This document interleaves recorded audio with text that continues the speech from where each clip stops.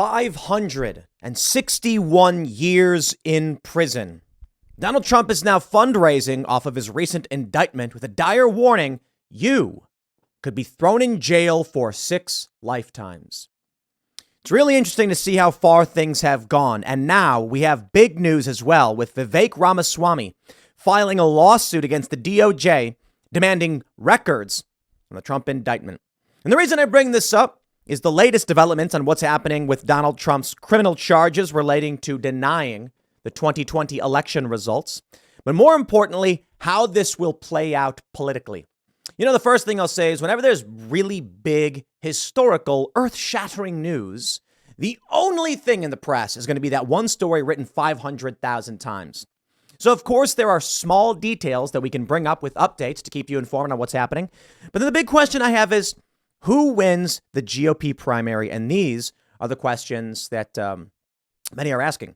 If Trump is removed and unable to run, who will it be? Many prominent conservatives, and not necessarily even conservatives, but Trump supporters or anti-establishment individuals believe it will be Vivek Ramaswamy because of the action he's taking, with some even saying Ramaswamy's lawsuit is doing more as a candidate who has not held public office before than any of our Republican elected leaders. To be fair, shout out to Matt Gaetz, who is like the only guy I see doing things. I like what he's doing. He's trying to get rid of US aid or whatever was the thing he was doing the other day. I just love to see it because he's actually challenging the machine. As for the rest of the members of Congress, there are a handful I think do good work. Don't get me wrong. But let's read this first. Donald Trump's latest update.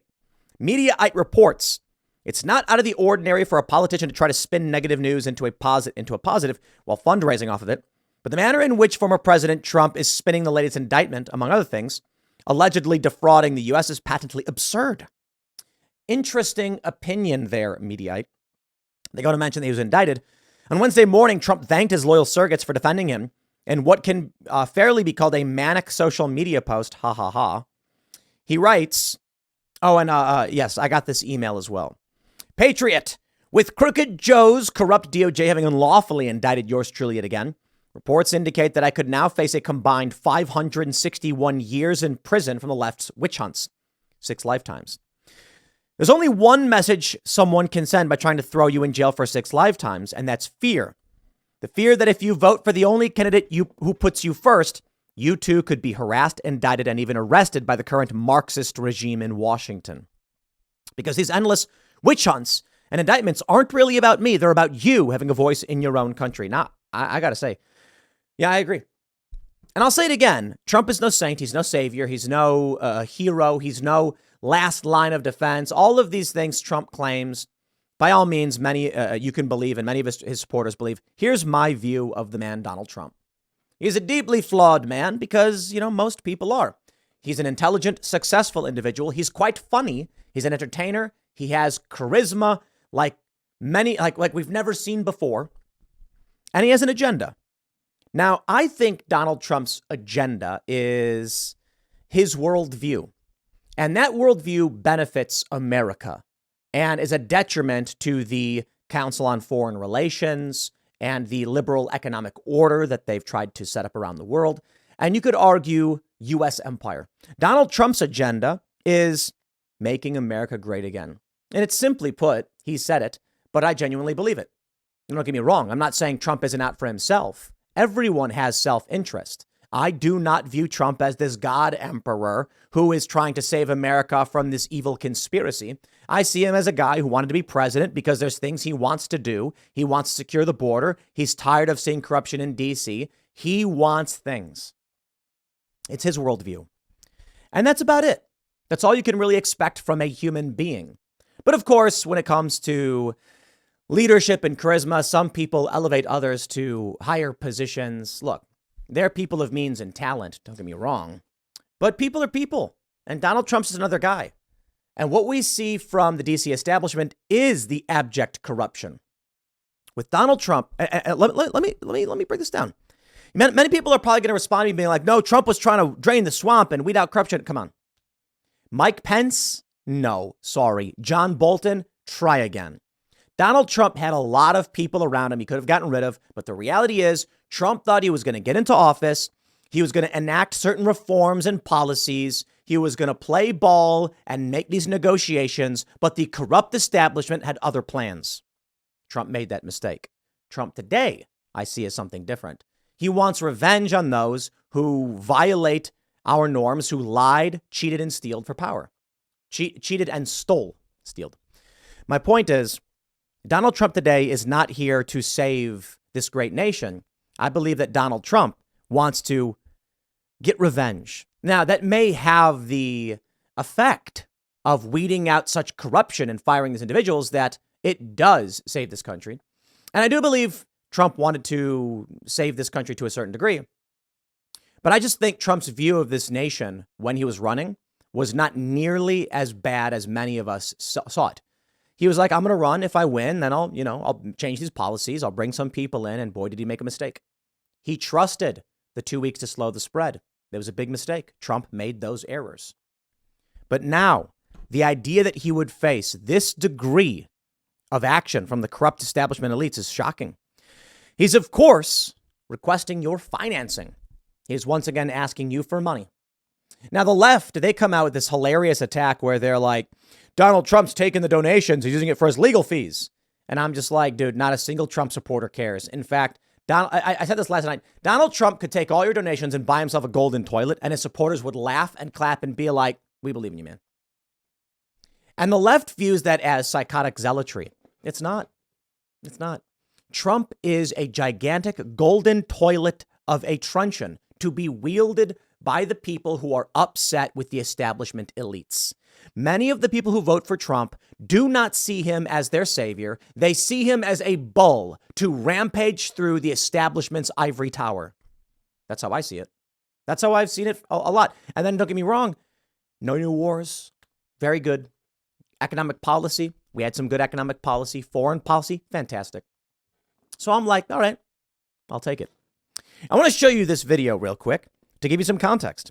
To those who don't know what's going on, I'm not going to play the full 10 minutes, but I'll play just some of it for you. You can run the best campaign. Actually, let me get the audio going. And here we go. You can run the best campaign. You can even become the nominee. And you can have the election stolen from you. What a disgusting human. How can you win with Russian interference, though? That's a real what I'm thing. scared about in 2020. But rightly. Because I think he's an illegitimate president that didn't really win. So how do you fight against that in 2020? You are absolutely right. He's an illegitimate president in my mind. Would you be my vice presidential candidate? Folks, look, I absolutely agree. Trump didn't actually win the election in 2016. He lost the election, and he was put into office because the Russians interfered. Trump knows he's an illegitimate president. The president-elect, although legally elected, is not legitimate. I don't see this president. Yeah, okay, this goes on for 10 minutes. As a legitimate.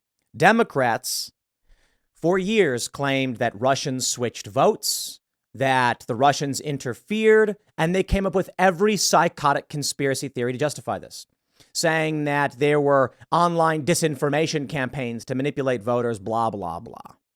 And then in 2020, Trump supporters had their share of psychotic conspiracies about Venezuela and servers in Germany and satellites in the CIA, Dominion, etc. The reality is, no one's going to believe 2024. No one's going to believe it. So I can't tell you what to expect. I can't predict it. There are certain things that I'm good at predicting and a lot of things I'm bad at predicting. You know, a lot of the left, they like to say that I was predicting a 49-state landslide or whatever. Taken out of context, it sounds silly. Within the context of what we are talking about, for one, I said something absurd like if Trump appointed Tulsi Gabbard as his national security advisor and Andrew Yang as an economic advisor, he'd see a 49-state landslide. Things that would never happen. Or that if he legalized marijuana at the federal level and pardoned all nonviolent offenders and those who did not take plea agreements down, he would see a 49-state landslide. But more importantly, looking at Moody's economic forecasts, they suggested the possibility of a major landslide for Trump. And the reason I say 49-state landslide, it's a meme. It's a meme that means overwhelming victory. But what I would say is I certainly got right the tremendous increase in support for Donald Trump. What I could not predict was the procedural changes that took place in 2020 that massively bolstered the Democratic, I don't want to say turnout, but vote count, which was ballot chasing, ballot harvesting, universal mail-in voting. Couldn't have predicted it. But it is true that Trump got more votes than any sitting president in U.S. history.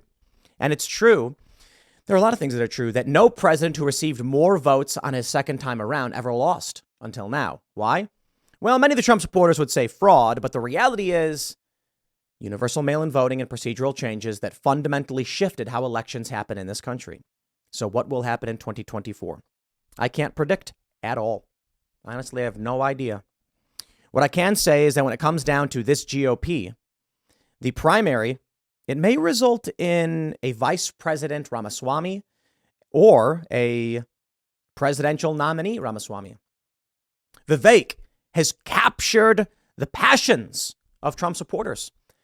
He issued a powerful statement last night, which we went over, where he said this is wrong and all of the candidates must come now behind Donald Trump to defend him from these wrong prosecutions, this politicizing and weaponization of the DOJ. He's suing the DOJ, demanding records. Quote, my aim is in bringing this lawsuit is to finally deliver accountability and transparency. What did Biden and his cronies tell Attorney General Merrick Garland? And what did Garland and the deep staters who put him in as Attorney General tell Special Counsel Jack Smith? Despite having lost, the defendant Trump was determined to remain in power. So for more than 2 months following election, blah, blah, blah, according to the indictment, that's what it says, that he was spreading lies, that there had been outcome determinative fraud in the election. Ramaswamy, who's running against Trump for the GOP nomination, said the indictments against Trump selectively omit relevant facts and law and argued the corrupt federal police won't stop until they've achieved their mission to eliminate Trump. Now, here's why I say Ramaswamy. The guy's smart. He knows how to play the game. You do not come out and attack the front runner that has the base. You defend him. I advised this indirectly on my show of DeSantis. I said this last year, that Ron DeSantis should come out and say Donald Trump was the greatest president of my lifetime, whose foreign policy is unparalleled and who led a great economic recovery. Or I should say expansion. 2019, the best numbers of our lives, say Jim Cramer. But he made errors when it came to COVID, errors that I aim to improve upon. And with tremendous respect for the hard work of President Trump, I now think the American people should look to someone younger. He could have said something like that. Why should we vote for you when we get the best of all worlds with Trump? Well, you say, I'm younger, I'm in it for the long run. And I have tremendous respect for this man. I look up to him. But if you vote for me, you're getting someone who is ready for that fight. And I think I can carry on that legacy that Trump had brought about, blah, blah, blah. And many people would say, well, what's the point? What's the point? We can just vote for Trump. Well, you make your case, but you don't win by going after him in that way, in the way he is now. Scott Adams says Vivek Ramaswamy made DeSantis unelectable yesterday, and you didn't notice. If Trump gets taken off the board, Republicans will be looking for a candidate who is a sword, not a memo. Biden and DeSantis are both out of contention. I don't disagree. I don't know that means Vivek Ramaswamy can win. I just think Vivek is showing time and time again that the dude knows how to handle this. Now, he's been accused of being a World Economic Forum stooge. Dude actually sued the WEF and won. He sued them because they listed his name and apologized for putting him on there. Dude, Vivek knows what he's doing. He is sharp as a tack and quick-witted. And that means maybe he won't be the nominee. If it's not Trump, I can only see Vivek Ramaswamy. Take a look at this. Over in the prediction markets, at the time of loading this page, Trump is up despite the indictments. DeSantis stays the same around 17 cents. Ramaswamy coming in a close third with 16 cents. Let's see what happens if I hit refresh. With the refresh, Ramaswamy is down 1 cent and DeSantis is still at 17 and Trump is at 59. Chris Christie somehow has climbed 1 cent. So we'll see. What I absolutely love about the betting odds is that with the indictment of Donald Trump coming in, Trump's betting odds have increased. Yo, this is amazing. People believe the indictments are helping him. That's amazing. And Ramaswamy and DeSantis have dropped, but, so has everyone else. Tim Scott's gone down a little bit. But I love the idea that Ramaswamy and DeSantis are both going down as of right now. The latest polls over at 538 show that Donald Trump, with the latest coming from the Morning Consult, is at 58% to DeSantis' 15%. Previous to that, we have the Morning Consult with 59% for Trump and DeSantis at 15 as well. However, Echelon Insights actually had Trump at 70 with Ramaswamy at 23. Now, that one is very interesting. Not only showing Trump polling way better, but having Ramaswamy in second place. And there was a poll prior to this, if we go down to July 17th to the 26th, from Ohio, Northern University Institute for Civics and Public Policy, with Ramaswamy in second place. Look, I don't believe that, I don't think that DeSantis has it. I don't. You got some Rolling Stone article coming out saying like a top campaign staffer has resigned.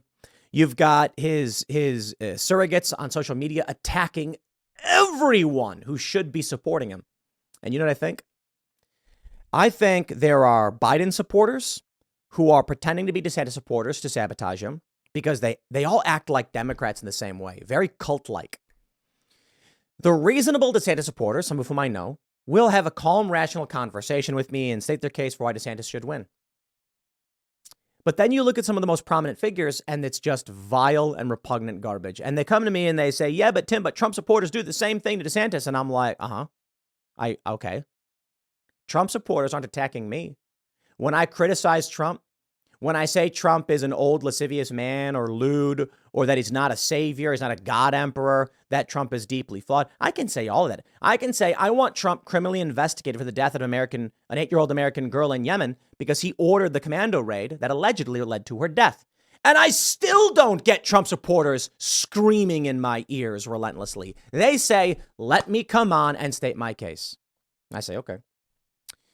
We reached out to the DeSantis campaign and asked them to come on the show to discuss Ron and his campaign. And they refused. They refused. So you've got these people who will not address their critics at all in any way, but they will send the most violent, vicious people on social media to attack anyone who dare criticize Donald Trump.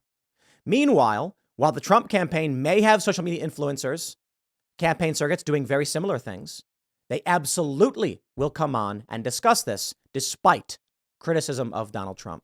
And that's how it's been since 2016. Every Trump supporter saying, I know you don't like Trump, Tim, but let's have the conversation. And then I'd say, here's what I don't like. And I'd say, okay, fair point. It's really amazing, isn't it? Thus born the meme, stop making me defend Trump. Ron DeSantis is a good dude, great policies, best politician in the country right now. Completely incapable of running a campaign. He should have fired so many people.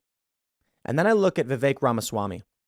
He gets accused of being a World Economic Forum stooge. So what does he do? Directly addresses it, files a lawsuit against the World Economic Forum, and says outright, publicly, straight up, this is what happened.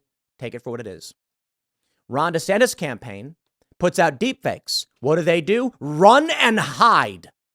Pull their staff, say, don't appear on any show that's critical of us.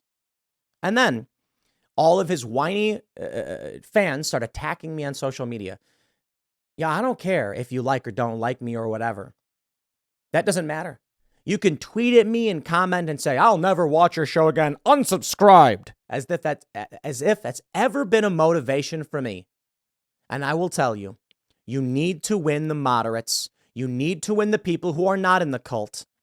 And simply whining and saying that as DeSantis polls crater and he lays off 38 plus staffers, things are fine. Believe whatever you want. Y'all are living in Wally world, plugging your ears and going la, la, la, la, la. DeSantis figured it out. He fired 38 staffers. He should have fired his campaign leadership. He won't do that.